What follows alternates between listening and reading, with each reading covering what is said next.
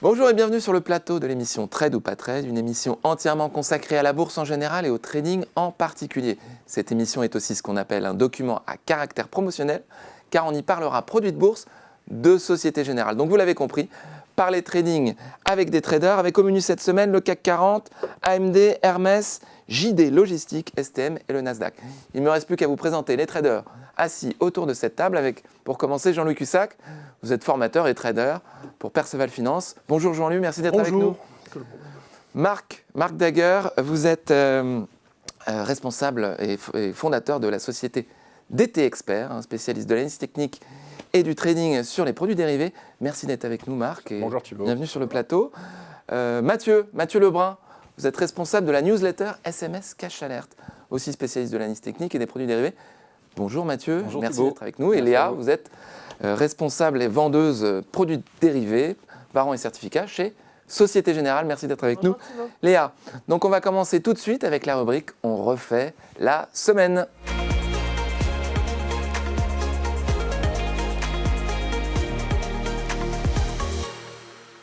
On refait la semaine avec tout de suite Jean-Louis qui va nous parler du CAC 40. Alors Jean-Louis, ce CAC cette semaine Écoutez, il nous a montré depuis quelques jours, quelques semaines même, une parfaite résilience. Donc ce marché ne veut pas baisser, mais rappelez-vous ce que ça fait un moment d'ailleurs. Je vous disais, c'est-à-dire qu'il n'est pas vulnérable. L'élément important de ces dernières semaines, on peut dire, c'est la baisse constante de la volatilité implicite. Alors ça veut dire quoi? Ça veut dire qu'il y a moins de stress, moins de crainte, mais parallèlement à ça, il y a aussi moins d'espoir. Et c'est pour ça que les marchés, d'ailleurs tous les marchés indices actions, en fait, européens notamment, les volumes ont baissé. En tout cas sur le CAC 40, c'est assez important. Donc on a des volumes faibles parce qu'il n'y a pas matière à prendre d'initiative. Sur l'ambiance générale, le contexte, c'est toujours la même chose. Les taux qui montent, qui baissent, qui ne vont pas monter, qui vont monter. Alors un jour, les probabilités que les taux montent sont fortes, et puis le lendemain, il y a une déclaration, enfin une stat, et du coup, elle baisse de moitié. Enfin. Est-ce que cette baisse de volatilité signifie qu'il y a peut-être moins de courants acheteurs sur les marchés de couverture, ce genre de choses? Non, c'est pas qu'il y a moins de courants acheteurs, c'est qu'il n'y a pas de vendeurs, vraiment.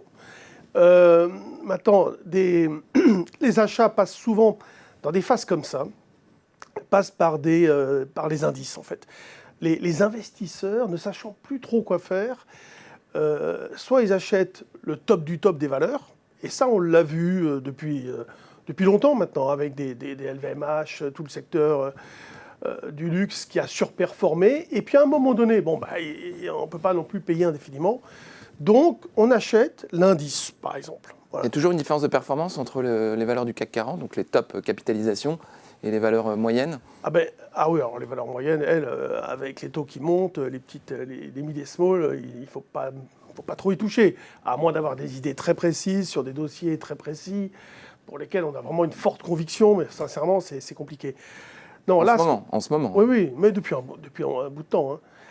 Là, ce qu'on a vu, c'est que, par exemple, LVMH a perdu jusqu'à 10% et pas le CAC. Vous voyez. Donc, par exemple, là, on a eu un rattrapage de l'indice par rapport à LVMH. Alors, l'idée, c'est quoi? C'est qu'on est dans des zones d'achat sur repli. Et pour moi, si vous voulez, je suis acheteur jusqu'à 7050. Pourquoi pas? 7050. Et sous ce niveau, 7050, 7030, on commence à faire des warnings long terme. Voilà. Donc là, on est autour de... Donc faire un warning long terme, ça veut dire quoi concrètement? Un warning, ça veut dire un retournement long terme. D'accord. Là, pour l'instant, on avait neutralisé il y a quelque temps. Donc on jouait les deux sens, mais à très court terme, dans la journée. Parce que dans la journée, on fait des mouvements incroyables. On part à la baisse et puis on remonte de 1 ou 2 ou 3%. On repart à la baisse, on remonte. Donc ça fait un bout de temps que ça dure. Et c'est pas ce qui nous intéresse aujourd'hui, mais là, il faut avoir un comportement très opportuniste pour surfer sur les vagues, ce qui n'est pas forcément ce qui est le plus rémunérateur, en tout cas très stressant, potentiellement. Après, l'idée, c'est quoi? L'idée générale, c'est, a priori, on va rester acheteur et on va acheter sur des replis. Donc jusqu'à 7050. En dessous, on passerait plutôt sur un retournement de tendance, à confirmer, hein, mais c'est un niveau, on va dire, un peu agressif pour dire on retourne la tendance à la baisse. Avec quel objectif? On se protège. Ouais. Donc là, c'est l'idée de se protéger avec des produits adaptés. L'objectif, après les achats sur repli, vous avez quel type d'objectif? Ça serait vers 6006. Là, je vous ai mis deux. Non, l'objectif à la hausse. Vous êtes en position acheteur sur repli. Après, c'est pour un rebond sur quel niveau de CAC? Pas gros, pas important. Ça fait longtemps que je vous avais dit que moi, je considérais que le potentiel était épuisé. Au niveau du consensus fondamental, on pouvait lire un peu aussi ce genre de choses, difficile d'imaginer des catalyseurs qui nous permettent de monter, etc. Là, vous avez ces graphiques-là, avec le CAC 40 à gauche, là, et le futur à droite. Ce qui s'échange, si vous voulez, c'est le futur. Ce qui se calcule, c'est le PX1, c'est-à-dire le CAC 40. Il y a une petite différence. Vous voyez que, par exemple, on a un double top sur le futur, alors que vous avez sur le CAC 40 un écart de prix entre le plus haut et le deuxième plus haut. Vous avez l'effet dividende aussi. Voilà, c'est dû au dividende. Le futur, c'est un contrat à terme qui se projette à l'échéance et donne la valeur tenant compte des dividendes. Sauf que, depuis quelque temps maintenant, les taux d'intérêt, c'est pour ça que c'est important d'expliquer ça, les taux d'intérêt sont quand même maintenant passés positifs et ils sont à 3-4%. Ouais. Donc, le cours de référence du futur en début de mois, en début d'échéance et en fin d'échéance, si vous voulez, il y a prorata temporis du taux d'intérêt qui diminue. Donc tout ça, dans les repères, c'est compliqué à prendre en considération. Donc c'est pour ça que je voulais mettre un petit peu l'accent là-dessus. Mais on a sur le futur, on va dire, là, il est ajusté des dividendes. Alors, on peut ajuster des dividendes, voire même on doit ajuster des dividendes pour analyser graphiquement sur une période très courte. Surtout dans la période avril-mai où il y a énormément de détachement de dividendes. Oui, là c'est vrai que c'est une période très importante. Mais ce qu'il faut bien avoir en tête, c'est qu'il ne faut pas regarder un graphique sur 10 ans en ajustant. Parce que alors là, ça veut dire qu'on va regarder, même sur 5 ans, ça n'a aucun intérêt, même sur 2 ans. À partir du moment où on va prendre en considération 2 fois les dividendes, c'est plus bon. Mais si on les prend une fois, donc sur les périodes courtes, maximum d'1 an, glissant en plus, il n'y a pas de problème, on peut le faire. Donc là, vous avez ces graphiques, j'attire votre attention, c'est pour analyser les choses, il faut regarder le futur. Le futur CAC. C'est beaucoup plus parlant. Très bien. Tant qu'on est au-dessus, vous voyez, la ligne bleue, on garde une dynamique quand même long terme acheteuse, et en dessous la ligne bleue, écoutez, warning se déclenche, prenez vos précautions, allégez vos portefeuilles, protégez vos portefeuilles avec les produits adaptés, et voilà. Merci beaucoup Jean-Louis. Alors Marc, vous vous êtes intéressé plutôt au secteur des semi-conducteurs avec AMD aux États-Unis. Alors qu'est-ce que vous avez à dire sur AMD? Oui, je suis totalement semi-conducteur aujourd'hui. Très bien. Alors là, expliquez-nous. Alors là, c'est dans la partie, on revient sur ce qu'on a pu faire. Donc c'est pour ça que... Oui, on refait la semaine là. Ouais, alors c'est pour ça que sur ce graphique, il y a sur mes graphiques que je montre on revient sur ce qu'on a fait, la flèche montre l'anticipation qu'on avait au moment où on avait pris la valeur. Alors sur AMD, on a eu un peu le nez creux aussi, mais ça peut arriver. Mais ce qui est intéressant pour moi, c'est qu'on l'a pris sur des bases vraiment techniques. Moi, à chaque fois que je décide de faire un investissement quelconque, c'est sur des critères techniques à 95%. Alors évidemment, je suis un peu au courant de ce qui se passe, je vais faire attention, mais je me suis souvent fait avoir parce qu'il y avait des contextes fondamentaux qui n'étaient pas très bons. J'ai eu un peu peur et finalement, le technique avait primé à ce moment-là. Donc je reste sur ma matière première. Et là, on avait un canal haussier, on est sorti d'une phase de consolidation assez nette qui était quasiment fermée également sur un canal. On avait, ce qu'on appelle pour moi, fini une consolidation intermédiaire qui avait touché le bas du canal. Et là, on a décidé de se positionner à la hausse. Sur AMD, et par la suite, le gap que vous avez là, c'est pour ça que je dis qu'on a eu le nez creux, vous l'avez dit tout à l'heure, c'est la période de publication des résultats, les résultats étaient très très bons, et ça fait que le titre a pris, je ne sais plus, peut-être 13-14% en une séance, ce qui nous a permis, nous, de sortir avec un gain très confortable. D'accord, donc on a quand même une configuration graphique assez nette, hein. C'est très propre. Oui, et puis sur l'ensemble du secteur technologique, on a quand même pas mal d'entreprises qui ont une configuration de cet ordre-là. Il faut rappeler juste une euphorie jusqu'en novembre 2021, une correction assez nette jusqu'à fin d'année dernière, et puis une reprise là, depuis Oui, L'année, c'est ça l'année dernière a été très particulière parce que la remontée des taux a particulièrement défavorisé ce secteur. Il faut juste savoir une chose, c'est qu'en valeur absolue, Mathieu en parlera sans doute tout à l'heure, aussi bien que moi, mais le Nasdaq, c'est l'indice qui va faire les plus grosses performances, en général, si vous regardez empiriquement. Donc je dis en valeur absolue, c'est-à-dire les années haussières, c'est le Nasdaq qui lead, et les années baissières, c'est lui qui baisse le plus. Après, entre les deux, le secteur technologique aujourd'hui a un rattrapage plus important à faire sur l'année précédente, et on le voit aujourd'hui dans la plupart des rebonds qui sont quand même beaucoup plus conséquents, et le Nasdaq aujourd'hui est à quasiment 30%, alors qu'on a un S&P qui est à 12, 13, je ne sais plus quel. 2 fois plus de performance. Merci beaucoup, Marc. Mathieu, c'est à vous. Hermès. Hermès, alors le luxe. On viendra après sur la situation du Nasdaq. Donc Hermès, alors grosso modo, moi en fait, effectivement depuis ces dernières semaines, je suis assez d'accord avec Jean-Louis dans le constat qu'on a un CAC qui est topiche. Et grosso modo, moi, dans les grosses valeurs, il n'y a pas grand-chose à acheter. C'est-à-dire que j'ai plutôt, pour le coup, à l'instant T, un focus sur les mid et small où peut y avoir des rattrapages. Mais sur vraiment les grosses valeurs, je ne suis pas très à l'aise. Et donc, le luxe en fait partie. Dans le cas spécifique d'Hermès, sur le luxe, alors, il y a des éléments en fait, d'essoufflement qui m'ont mis la puce à l'oreille pour tout vous dire, c'est qu'on avait dans le secteur, il y avait Richemont, le groupe suisse, qui avait publié des résultats et malgré ça, en fait, on avait les LVMH, Hermès typiquement, avec la zone des $2000 qui arrivait pas vraiment à décoller malgré des très bons résultats, des grosses perspectives. Et donc ça, quand c'était antérieurement à la grosse impulsion que vous voyez avec la bougie, la grosse bougie rouge.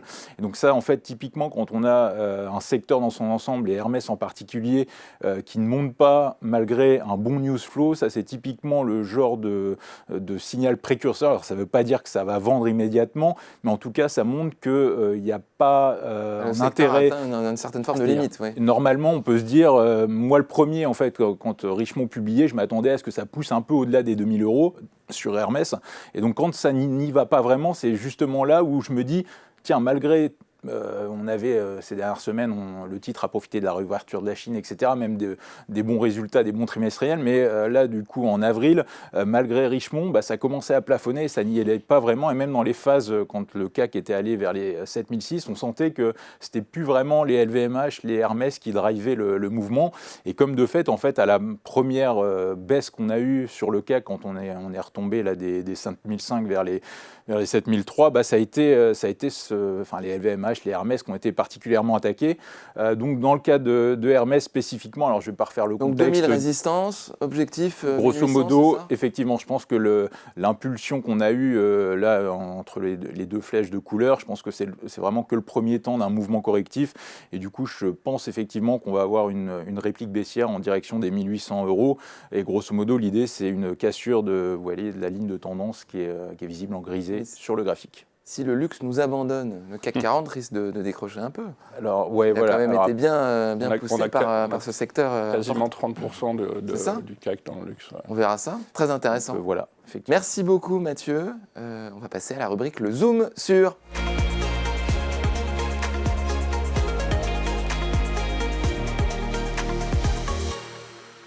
Le Zoom sur avec Léa Gézéquiel, vendeuse produits de Bourse Société Générale, qui va nous parler du delta. Qu'est-ce que c'est le delta ? Eh oui, on parle. Alors le delta, c'est ce qu'on appelle une lettre grecque, pour votre gouverne en introduction. Avant de vous parler du delta des turbos, je vais quand même faire un bref rappel de ce que sont les turbos pour ceux qui nous écoutent et qui ne sont pas encore familiers avec ce sujet. Les turbos, ce sont des produits à effet de levier. Ça signifie qu'avec ces produits, on va aller chercher une amplification des variations du sous-jacent. Cette amplification, bien sûr, peut être favorable ou défavorable à l'investisseur averti qui se positionne sur ce type de produit. L'objectif de ces produits, c'est d'aller pouvoir se positionner à la hausse du cours d'un sous-jacent, donc l'actif sur lequel le produit est adossé, mais aussi à sa baisse. Donc c'est un des grands avantages de ce produit. Va avoir sa valeur augmentée, le sous-jacent baisse. Exactement, et c'est quelque chose qui n'est pas toujours très intuitif. Bon outil de couverture, on en parlait tout à l'heure. Et effectivement, pour effectuer une couverture ou pour dynamiser son portefeuille dans un contexte de marché baissier. Donc ces produits, ils sont disponibles sur plus de 800 sous-jacents, donc ça veut dire que vous pouvez aussi bien intervenir sur des indices que des actions, des matières premières, des devises, des taux d'intérêt, vous avez vraiment beaucoup de choix. Ils sont disponibles sur votre compte titre, pas de démarche particulière à faire. Sans frais de courtage chez Et Boursorama. sans frais de courtage, exactement, Je chez vous- Boursorama. je vous coupe la parole, Non, je non, vous mais c'est dis très bien, bien. la transition était parfaite. Sans frais de courtage chez Boursorama dans le cadre de l'offre Bourso Markets est disponible de 8h à 22h. Donc vous avez vraiment des horaires de trading étendus, notamment pour les investisseurs qui sont actifs sur les marchés US. Et donc, ces produits, le nerf de la guerre d'un produit financier, c'est quand même pour l'investisseur de comprendre comment son prix varie dans le temps. Surtout quand on est sur des produits à effet de levier, c'est très important de bien comprendre la valorisation. Et pour ça, il y a un outil qui est très intéressant, puisque les turbos, il faut savoir qu'ils ont la particularité de varier, leur prix varie quasiment uniquement en fonction des variations du sous-jacent. Contrairement à d'autres produits de bourse, ceux-là ont un mode de valorisation qui est basé vraiment principalement sur les variations du cours du sous-jacent. Et du coup, on va s'intéresser à ce delta qui en fait mesure la sensibilité du cours du turbo pour 1 euro de variation du cours du sous-jacent. Et donc les turbos ont la particularité d'avoir tout le temps un delta de 100. Alors hors période de C'est-à-dire quoi, dividende. 100%? Alors ça veut dire que par exemple, pour un turbo CAC de parité 100, un point de CAC 40 va vous donner 1 centime de variation sur le turbo. Et donc 100%, ça veut dire que c'est la même variation ajustée de la parité. Ajusté de la parité, exactement. Du coup, pour un turbo sur action de parité de 10, par exemple, 1 euro de variation sur l'action, ça représentera 10 centimes et ainsi de suite. Donc, si on a par exemple un turbo avec une parité de 1, là, pour le coup, 1 euro sur l'action donnera... Oui, c'est assez facile à calculer. Voilà, donc c'est très facile à calculer. Et Ça ne veut pas dire que le produit n'est pas complexe. Non, mais en tout cas, à fait. Le calcul de la variation Exactement. est assez simple. Surtout que, attention quand même, ces produits, en plus d'avoir cet effet amplificateur qui peut aller soit dans le sens de l'investisseur, soit contre lui malheureusement, présentent aussi une barrière désactivante. Donc attention à la perte du capital qui est possible sur ces produits et qui peut être totale ou partielle en fonction du type de produit, du type de turbo que vous choisissez parmi les 4 familles différentes. Merci beaucoup Léa, très intéressant. Et on va passer maintenant à la rubrique le coup de cœur des traders.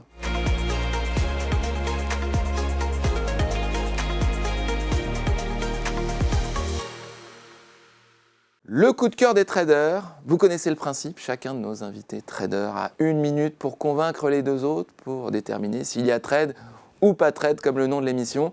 Ils auront chacun d'entre eux une petite pancarte pour nous dire si c'est trade en vert ou pas trade en rouge. Alors qui va commencer? Aujourd'hui, c'est Jean-Louis Cussac avec ID Logistique. On attend le chronomètre, je crois qu'il est là derrière moi. 3, 2, 1, c'est parti Jean-Louis. Alors, cette société, comme son nom l'indique, fait de la logistique près des... Pas mal. Dans le e-commerce, dans la grande distribution, etc. Bon, vous regarderez ce qu'ils font, c'est pas trop le sujet. C'est une boîte qui est assez grosse, elle fait 1,45 milliard de capitalisation, mais elle n'est pas non plus immense. Alors, ce que je vais dire, c'est pas une proposition d'investissement immédiat, si vous voulez. C'est comment on pourrait se déterminer, justement, c'est vraiment comprendre les processus qui pourraient nous amener à prendre des positions sur ce genre de valeur qui a beaucoup baissé et qui sous-performe les marchés. Le consensus, il est plutôt favorable. On peut se dire, tiens, je vais m'y intéresser. Donc là-dessus, si vous voulez, on a une zone support sur laquelle on peut y aller direct, où vous pouvez éventuellement acheter à partir du moment où on franchit le dernier plus haut des 270. Voilà, ça, c'est typiquement l'approche technique. Et on y va. Et on y va, pardon, j'étais en fait, je buvais vos paroles. Non, mais c'est vrai ça que... passionnant et j'ai Après, oublié le je me suis- chronomètre. Vous avez eu un petit peu de rab. Non, Alors- non, je me suis arrêté, mais, Mais non, mais on s'arrête ce que je maintenant. voulais dire, c'est que c'est Non, mais vrai que... Jean-Louis, vous aurez l'occasion de répondre. Ouais. Parce que là, vous avez faire la- déjà dépassé. Alors, Marc, Mathieu. Stop. Ah, Belle vous voyez, occasion de vous aurez répondre. l'occasion de répondre. Mathieu. Alors moi, c'est le genre de situation avec lesquelles je ne suis pas forcément à l'aise, c'est-à-dire quand on a vraiment des gros niveaux, des grosses zones comme ça, c'est vraiment pas ça qui me plaît. Alors en gros, c'est qu'on a eu des volumes dans la baisse majoritairement. Alors, C'est trop simple pour vous? Non, c'est justement en fait ce qui me fait un peu peur, c'est que typiquement quand on a des grosses zones qui tiennent depuis longtemps, si on doit les casser, je pense que ça va être impulsif. Et donc à l'inverse, à la hausse, même si ça doit repartir, je ne suis pas convaincu. Enfin, je pense qu'il y a plus un risque d'accélération à la baisse qu'à la hausse. D'accord. Donc c'est pour ça qu'à l'instant T, j'irai pas sur les 250 €. Là. Marc. Moi, c'est purement technique. Je vais expliquer après pourquoi. Je voulais juste dire que Jean-Louis a dit qu'il se positionnerait éventuellement à partir des 270. Mon avis ne serait pas le même. Là où sur les cours où on est maintenant, effectivement, il y a une zone de support. Maintenant, chaque rebond qu'il y a eu depuis sur ces zones de support est de moins en moins impulsif en fait. Et techniquement, moi j'ai un peu peur comme Mathieu qu'il y ait encore un potentiel baissier qui ne soit pas complètement... Ah oui, l'amplitude des rebonds est moins importante. Ouais, on sent que ça faiblit plus Ça que ça ne... Jean-Louis, droit de réponse. Maintenant, vous pouvez y aller. Non, mais en fait, je voulais faire un peu de culture bourse, culture trading. Bien sûr, on est là pour ça. Et voir un peu le processus, justement. J'ai bien dit au départ, ce n'est pas une proposition d'achat immédiat, vous voyez, par exemple. C'est sûr qu'on peut se poser des questions sur mais qu'est-ce qui a fait qu'elle sous-performe, etc., etc. Moi, je n'ai pas très bien compris, parce que vous nous avez dit, on a une zone bleue où on peut se positionner les yeux fermés, et vous avez parlé d'une deuxième zone. Non, mais si on a une conviction, il faut que les gens, après, quand on propose comme ça à l'antenne des idées, Oui. il ne faut pas les suivre les yeux fermés. Non, D'abord, il faut forger sa propre conviction. donc nous, on alerte sur une situation, par exemple, on dit voilà, là-dessus, pourquoi pas, il y a matière à Il y réfléchir. a un point d'attention. Il y a matière à réfléchir, bon, parce qu'il va y avoir les chiffres dans une semaine, ou parce qu'ils sont sortis, etc. Là, bon, il n'y a pas grand-chose, mais on est à la recherche, dans cette période de marché, d'idées, alors d'idées, c'est le cas de le dire, Pas mal. qui seraient que les valeurs ont sous-performé, donc peut-être qu'elles ont du potentiel. Vous voyez, entre le point bas et le dernier point haut qu'on a fait au mois de mars, c'est pas si lointain. On a quand même 15%, vous voyez, Donc ça va vite. finalement, la configuration que vous nous décrivez aujourd'hui, c'est qu'on est, si on dépasse dans le rebond prochain les 270, Le premier niveau on a d'arrêt, là, un faisceau d'indices pour se positionner à l'achat. exactement. Ce que je voudrais dire, c'est que un truc très basique, c'est quand vous essayez de regarder le dernier plus bas ou le dernier plus haut de la zone. Le dernier plus haut de la zone sur une vingtaine de jours. Moi, souvent, je prends 21 jours, quelque chose comme ça. Et si on le franchit, c'est souvent le signal que la valeur est en train de repartir. Alors, à la hausse ou à la baisse. Hein.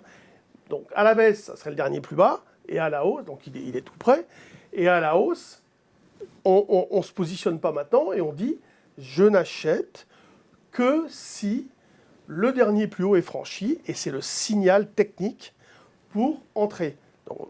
J'essaye de prendre une valeur Oui, bien sûr. qui permet une Très réflexion. intéressant si de vous voulez. partager avec nous cette Et on est à méthodologie. 7200. Les cycles de 21 jours, Voilà. avec franchissement de plus haut, de plus bas, constitue pour vous un signal intéressant. On est à 7002, tout le monde se gratte la tête pour se trouver des idées. C'est pas une valeur pourrie, hein, du tout. C'est une valeur sur laquelle... Non, mais il vaut mieux le faire sur des valeurs où les consensus sont quand même positifs.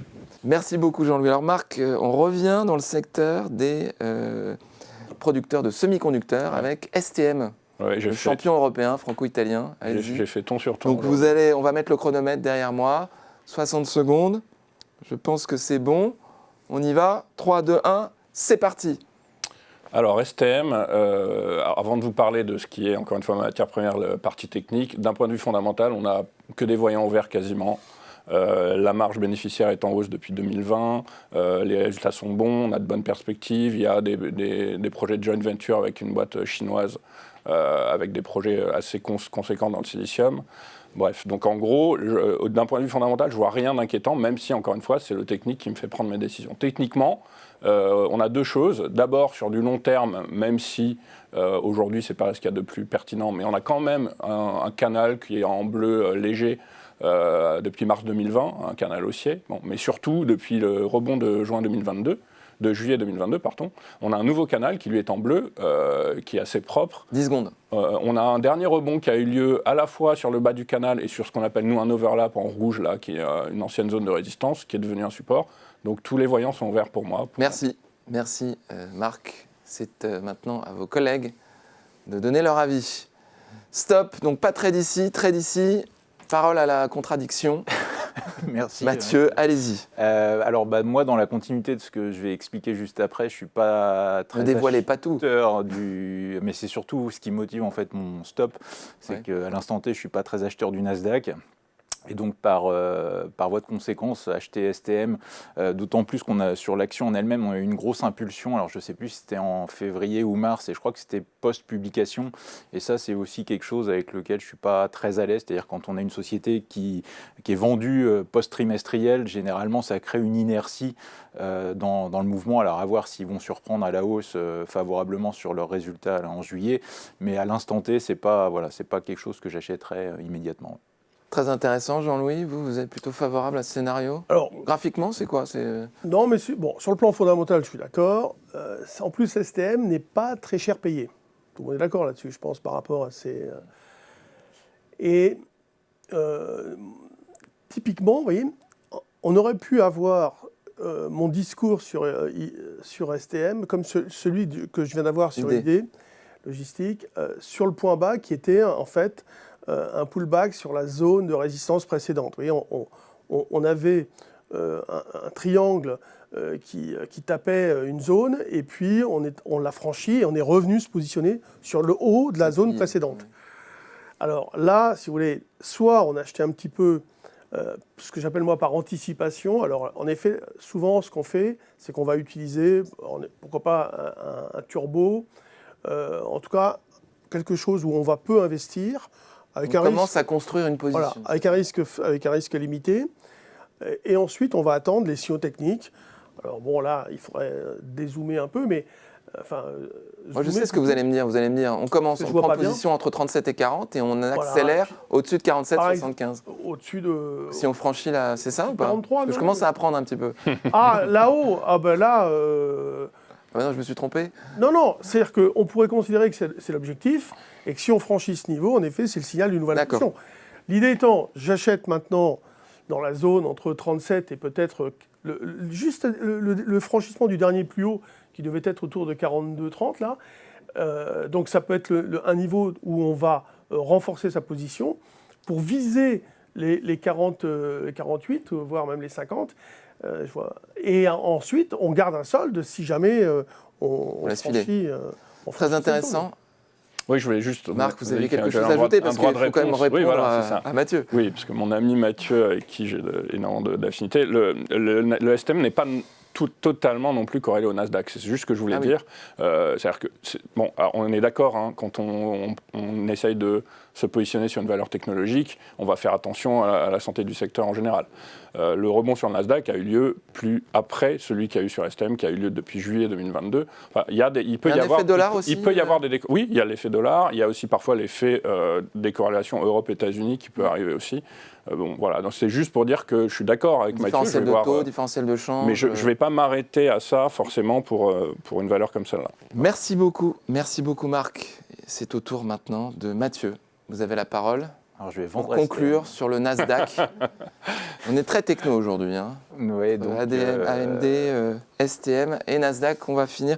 Le chronomètre est affiché. 3, 2, 1, c'est parti. Donc alors dans le cas du Nasdaq, c'est toujours la même logique, c'est-à-dire qu'en gros on a souvent des mouvements, des impulsions baissières sur le Nasdaq quand on a des hausses de taux longs, enfin des contrats obligataires qui remontent.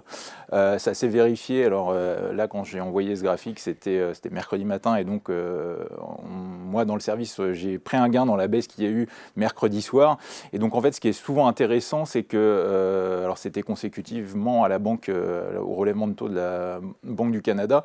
Mais en fait, on voit que malgré, alors effectivement, comme l'a dit Marc, il y a eu Nvidia, il y a eu toute l'intelligence artificielle qui a drivé la hausse. Mais pour le coup, à l'instant T, voilà, on va avoir la Fed là, en milieu de semaine prochaine. Mercredi, mais grosso modo, on a des signaux d'essoufflement, des divergences avec des Apple, Nvidia, Amazon, enfin beaucoup de grosses valeurs qui contribuent à 80% au mouvement, qui sont sur des zones un peu tendues à mon sens. Donc voilà, stop. Plutôt vendeur. Voilà. Merci beaucoup. Donc tu short. Merci beaucoup Mathieu. Jean-Louis, Marc, qu'est-ce que vous en pensez? Trade ou pas trade? Mouillez-vous. Il faut... Tranché, d'accord, stop. Donc on a 2 stops, ça va être intéressant. Jean-Louis, la parole, je vous donne la parole, allez-y. Pourquoi vous n'y allez pas? J'y vais pas parce que j'ai pas de stop loss déjà. Ah, déjà c'est une bonne raison. Alors moi, là, la tendance, attendez. Là, le mouvement, il est haussier. Il est constamment haussier, et le plus haut, c'est le dernier prix. Donc, je ne vois pas pourquoi on irait shorter cette valeur. Enfin, à moins d'être devin et de se dire que c'est le plus haut. Et oui, Vous savez pas il se trouve que oui, c'est utile. Hein. Non, mais c'est très intéressant. Vous ne voyez Pourquoi pas, pas T'as vous peut-être ne voyez pas de signal peut-être un sentiment graphique. profond. Non, Jean-Louis, voilà. vous ne voyez pas de signal Voilà. graphique justifiant une prise Exactement. de position à la baisse. En fait, dans cette position, si on voulait être hyper agressif, par exemple, on pourrait se dire, si jamais on casse le plus bas des 1, 2, 3, 4 jours, là, vous voyez, où on est monté, Le petit- on a rebaissé un tout oui. petit peu, puis on repart. Si Le on bas casse- du saxophone, c'est ça? Tout en Ouais. haut. C'est une nouvelle figure technique. Monsieur le musicien. Peut-être que là, ça serait oui, alors ça, on pourrait dire c'est un signal de vente agressif, D'accord. corroboré par le SPI qui déclenche sous 4040, mais on en est loin quand même. Bon, pourquoi pas. Mais là, en l'occurrence, moi, j'ai pas de repère. Donc, C'est trop fragile pour vous. dans les décisions d'investissement, il faut des repères. En fait, si vous Vous n'êtes pas dites capable... souvent, il y a mieux à faire ailleurs. Certainement, avec un repère. Ouais. Si vous n'êtes pas capable d'expliquer clairement pourquoi vous le faites, alors il l'explique, ok, mais où est l'information du scénario? Il ne faut pas faire. Merci pour ces explications. Marc, vous non plus, vous n'êtes pas convaincu. Est-ce que c'est pour les mêmes raisons? Alors, s'il y a les mêmes raisons, entre autres, graphiquement, pareil, je ne suis pas encore convaincu. Bon, le Nasdaq est très solide dans des périodes comme ça. Jean-Louis parlait de résilience du CAC, la résilience du Nasdaq dans des périodes comme ça est encore plus importante. J'ai hésité un tout petit peu au départ, parce que sur du très court terme, une petite correction, on a vu que le secteur avait un peu souffert là récemment, avec des -4, -3 entre Amazon et... Donc un petit retour sur et les 14 000, Alphabet. pourquoi pas? C'est ça? Ouais, voilà, pourquoi pas. Mais bon, ce qui me manquerait, moi, sur le graphique que Mathieu nous a mis, c'est de s'il avait resserré un peu, on voit que le Nasdaq est encore assez loin de son plus haut historique, contrairement à d'autres indices. Je pense qu'il y a encore du potentiel à la hausse. Voilà. Droit de réponse, Mathieu. Alors, Peut-être par que vous n'avez rapport- rien à dire. Par rapport, non, si, je vais compléter effectivement mes Stop propos. loss. Après, dans dire. toutes les stratégies moi, que je mets en place, j'ai toujours généralement des stops assez courts. C'est-à-dire que grosso modo, dans le cas du Nasdaq, j'ai des stops assez serrés. Par exemple, dans la première position là, que j'avais prise en début de semaine, alors je l'ai revendu parce que j'ai encaissé, parce que le Nasdaq a décroché de quasiment 2% la mercredi soir. Donc si avec un peu de levier, ça met du beurre dans les épinards. Mais justement, en fait, je pense que typiquement sur ce marché-là, à mon avis, si on attend des confirmations, enfin typiquement, c'est comme le CAC 40, c'est-à-dire que grosso modo, moi je suis plus très à l'aise à l'idée de vendre agressivement le CAC à 7002 autant.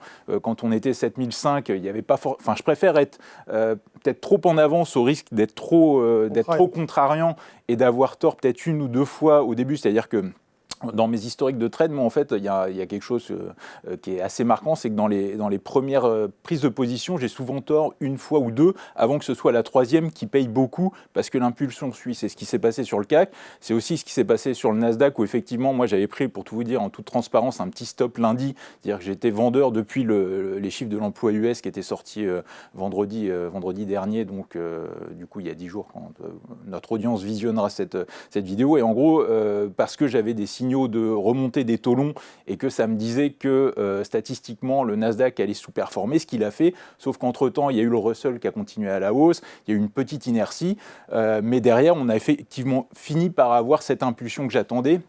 Et donc en fait, je préfère effectivement moi avoir des stops courts, prendre peut-être une petite perte au début et que ça paye assez vite derrière quand j'ai raison, plutôt que d'attendre des confirmations où si le grosso modo le Nasdaq doit revenir vers 14 000, je vais plus être très à l'aise à l'idée. Il est de nécessaire d'avoir une politique extrêmement Mais c'est la rigoureuse gestion de du money risque. management. Après, voilà, c'est propre et à le chacun. respect de ses stops pour pouvoir C'est que Oui, mais concrétiser en fait, ses gains. quand j'écoute Mathieu, vu que je fais ce métier depuis 40 ans, quel est le problème? Attention, Non, mais c'est quoi le problème?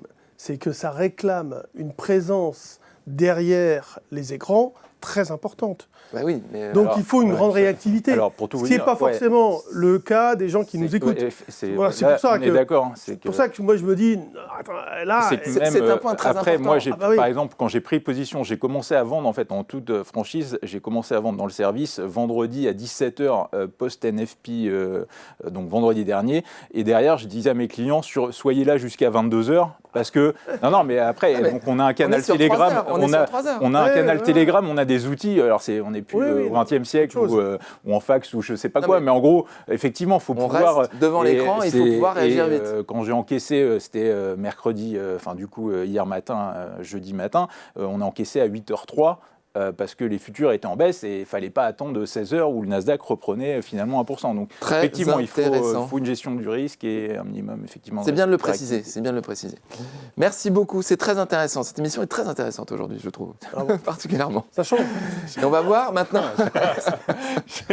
On va voir maintenant la rubrique à vos marques avec le quiz.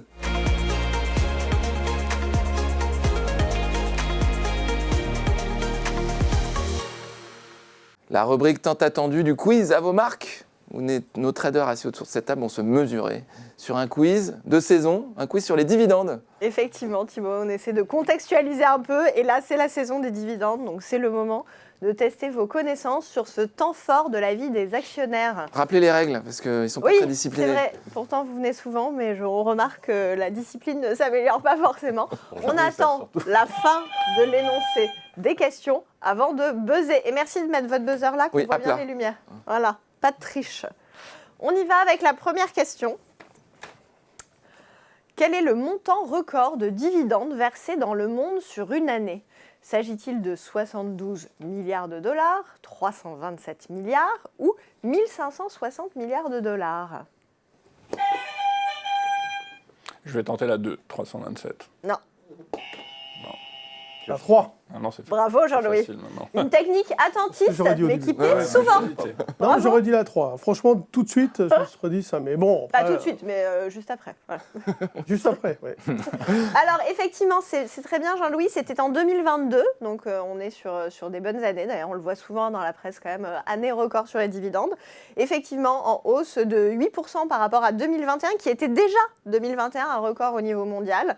Donc les groupes pétrogaziers ont fortement tiré vers le haut en tant que porteurs de dividendes, avec la flambée, bien sûr, des prix de l'énergie. C'est sur l'ensemble des capilles mondiales ? Voilà, exactement. Donc on estime qu'il y a 88% des entreprises dans le monde en 2022 qui ont maintenu ou augmenté leurs dividendes par rapport à l'année d'avant. Donc effectivement, il y avait quand même une vraie tendance très forte à la hausse. Alors sur le chiffre de 72 milliards, il n'était pas complètement sorti du chapeau. C'est uniquement les dividendes du CAC 40 l'année dernière, donc c'était un beau score. Et le 327 milliards de dollars, vous serez ravis de savoir que c'est un record que nous avons franchi au premier trimestre 2023 au niveau mondial, notamment tiré par les groupes automobiles. Sur juste un trimestre. Voilà, j'ai mal lu la question, je pensais que c'était sur le premier trimestre. Merci, alors on peut toujours se trouver des excuses. Sur une année, je crois. Ouais, mais j'ai mal lu. Ne vous trouvez pas d'excuses. Jean-Louis 1 point, Marc 0, Mathieu 0. Deuxième question. Allez, c'est parti. Parmi ces entreprises, laquelle a effectué le plus important versement de dividendes extraordinaires de son histoire ? Ah pardon. Disqualifié. J'ai le droit là, non ? Non. La question était posée. Disqualifié. Non, les Continuez, Léa. Il faut les réponses. Total Energy, Costco ou Microsoft ? Disqualifié. Disqualifié. Nous, on Ça se joue entre Mathieu et Jean-Louis, mais vous n'avez pas appuyé. j'hésitais Moi, je pas, connais quoi. pas bien les boîtes US en termes de dividendes. Jean-Louis, Total. Ouais, c'est ce que Non. j'aurais dit. Ah Non, bon, c'est bah pas ok, total. bah, tant pour moi. appuyez. Dividendes extraordinaires. tentez votre chance. On va donner un buzzer à Thibaut. Ça va pas ? Je sais pas, je vais dire Costco, mais Microsoft, ça me paraît dingue. Non, non, J'ai pas souvenir, Oui, vous j'ai pouvez. pas souvenir qu'ils Bah, aient je de- dis Microsoft. Oh non, t'es éliminé, toi. Non, non, il a le droit. Non, mais J'étais disqualifié dividende avant vous. extraordinaire. De la Ouais, discipline, c'est s'il la vous plaît. De la discipline. C'est la Léa, règle. allez-y. Non, moi je propose que le point ne revienne à personne, je suis désolée. Ah mais c'est quoi cette Alors arnaque c'était L'Oréal. Microsoft. Ça a jamais été comme Microsoft ça. en 2004, 32 milliards de dollars, c'est quand même un chiffre énorme. Mais Et extraordinaire. alors, donc ce montant de 32 milliards de dollars était extraordinaire. Mais cette même année, le groupe, en plus d'avoir versé ça, a doublé son dividende ordinaire et a racheté pour 1 milliard de ses propres actions. Ouais, mais c'est pas un dividende extraordinaire. Si, c'est les pas- 32 milliards étaient le dividende extraordinaire. Seulement le Ah oui, j'ai montant pas de dividende compris, ouais. J'ai pas extraordinaire. compris la question, moi non plus. C'est les questions. Et donc, pourquoi c'est arrivé ? Parce que c'est quand même vraiment historique. En fait, les D'accord, actionnaires Jean-Louis. étaient très mécontents car le cours stagnait depuis 3 ans malgré une trésorerie absolument pléthorique de Microsoft. Alors, Costco et Total ont quand même versé pendant leur existence des dividendes extraordinaires eux aussi, mais on est plus aux alentours pour les deux des 3 millions. En 2021 pour Costco suite à des revenus exceptionnels. 3 milliards, pardon, excusez-moi. Et 2,6 milliards pour Total en 2022, suite à des résultats solides et une politique de retour à l'actionnariat. Mais on n'a rien à voir avec les 32 milliards de Microsoft. Merci beaucoup Léa. Un petit peu de discipline s'il vous plaît Non, sur mais- le plateau, parce mais que moi, là... Non, parce que C'est je pensais que c'était un dividende extraordinaire de son histoire. C'est pas le plus grand Oui, je suis d'accord. D'accord.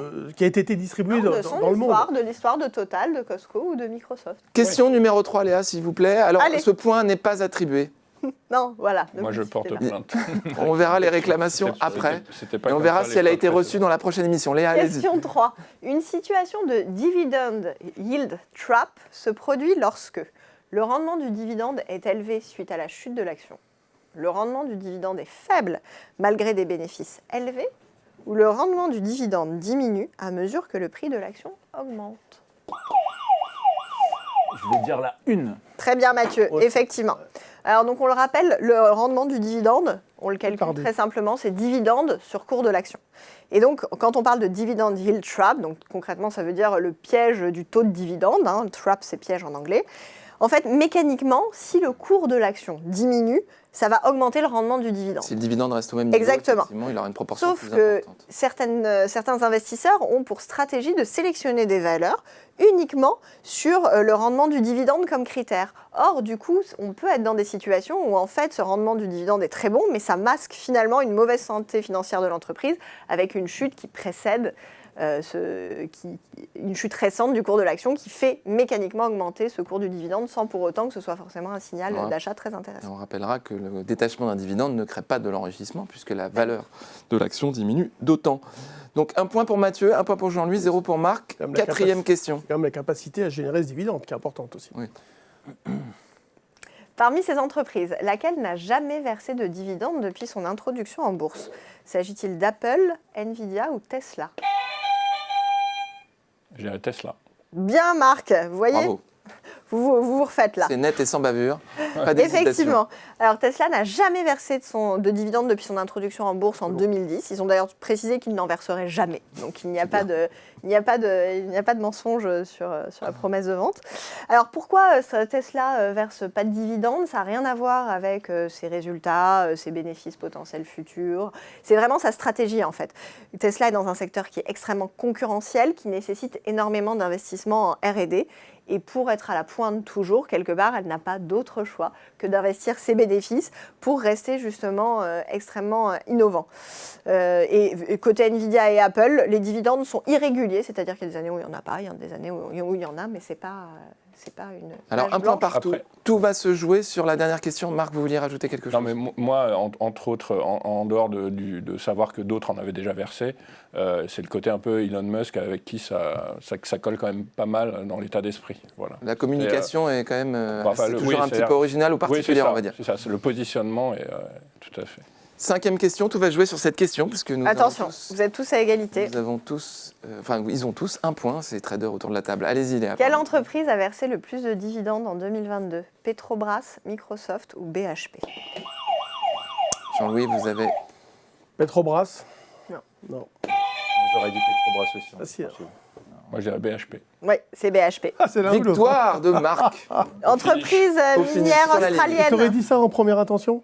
Puis il avait Honnêtement, déjà, il avait non, déjà répondu j'aurais pas dit Microsoft. Petrobras, j'aurais hésité entre les deux. Ouais, moi, j'aurais- Et Laissez toutes Léa les nous stratégies expliquer. sont valables. Laissez Léa nous expliquer. Effectivement, alors BHP, c'est une entreprise minière australienne qui est spécialisée dans le fer, le diamant, l'uranium, le charbon et le pétrole. 23,5 milliards de dollars, comme en 2021 d'ailleurs. C'est le plus gros dividende de ces 137 ans d'histoire. Et c'est effectivement les profits mirobolants liés à la flambée du prix du charbon, des bénéfices annuels en hausse de 26% qui justifient que le dividende ait été si important. Alors après, Petrobras n'a pas à rougir non plus, hein, je vous rassure. Oui. On est sur 21,7 milliards de dollars. Pareil, porté par les prix de l'énergie. C'est la deuxième compagnie ayant versé le plus de dividendes, et Microsoft est la troisième avec 19 milliards. On en a parlé tout à l'heure. Alors, Marc, vous allez porter réclamation ou pas? Parce que vous avez quand même gagné. Oui, mais Soyez beau oui, joueur. non, oui, je suis bon joueur, mais dans le respect des règles strictes, ça a toujours été comme ça. On va analyser cette réclamation et on en parlera la Non, prochaine mais fois. on a dit qu'il fallait un peu. Merci beaucoup Marc, merci Jean-Louis, merci Mathieu, merci Léa. Merci à vous et rendez-vous la prochaine fois. Si vous aimez, cliquez sur j'aime.